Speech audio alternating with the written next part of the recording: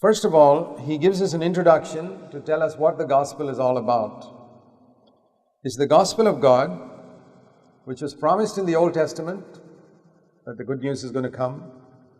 And it concerns not us, it concerns His Son.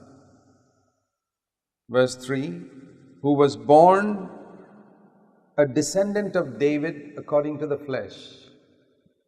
That means He came in a flesh as a descendant of David, of the seed of David, of the physical seed of David that came to his son Nathan and went down all the way to the father of Mary and down to the physical body of Mary, and from the physical body of Mary, Jesus got His body. The Holy Spirit came upon him, upon her, but it was not a creation inside Mary's womb which had no connection with Mary.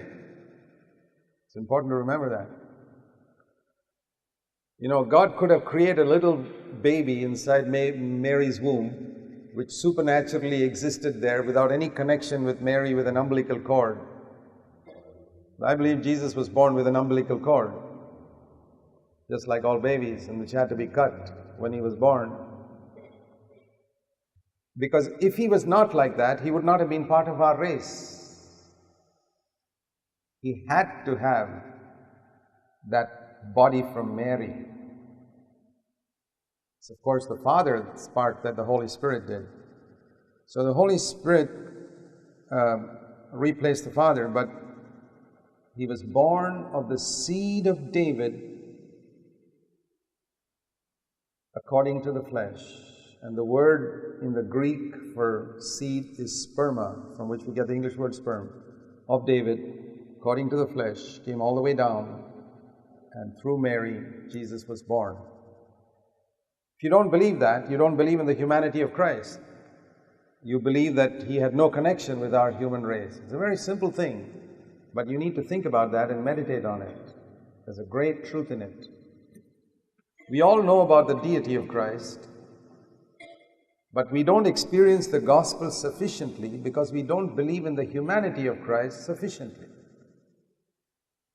A lot of Christians will admit in theory that He was the seed of David, but they don't think of the implications of it. They don't consider seriously that He was born of the seed of David. Actually, if they were to logically think through, they think that He was born like a little baby created inside Mary's womb without an umbilical cord, just floating around in the water, and was born with no connection with the race of Adam. He was not like that. That's what he's trying to emphasize. The gospel of God concerns His Son, who was born of the seed of David, very much part of our race. That's the only way He could bring salvation to us.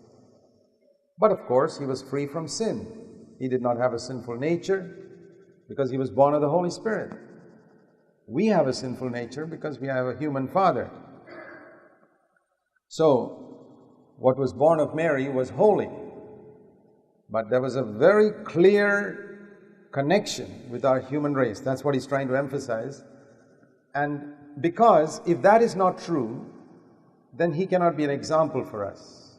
You see, a man, if there is some creature in Mars, comes here and tries to be an example for us, we can't follow. There are no creatures there, but if there were, I'm just saying a creature from another planet can be no example for us because he doesn't understand our problems here. So it's very interesting that the Apostle Paul is trying to stress this fact that Jesus was born of the seed of David. Now, I find that very few people recognize the importance of this truth when preaching the gospel. How many people, when they preach the gospel, emphasize the fact that He was really part of this human race? You know, when Paul was dying, just before he died, he wrote one last letter to Timothy. And I want to just read to you a verse that he said there to Timothy in 2 Timothy 2. He said, "Consider what I say. Consider what I say." Chapter 2, verse 7. "And the Lord will give you understanding in all things." Verse 8. Here's what I'm going to say. Remember Jesus Christ, who was born of the seed of David and raised from the dead according to my gospel. He always thought of the gospel connected to Jesus of the seed of David, very much a human being just like us. He lived on earth not as God, but as man. And once we see this, I remember the first time I saw this, it really gripped my heart. It changed my life. When I saw Jesus became like me in all areas. He was tempted like me. He was made like his brethren in all things. Hebrews 2:17. Tempted like his brethren in all things. Yet he did not sin. And since Romans is talking about how to be free from sin, he's giving us the example of Jesus, first of all.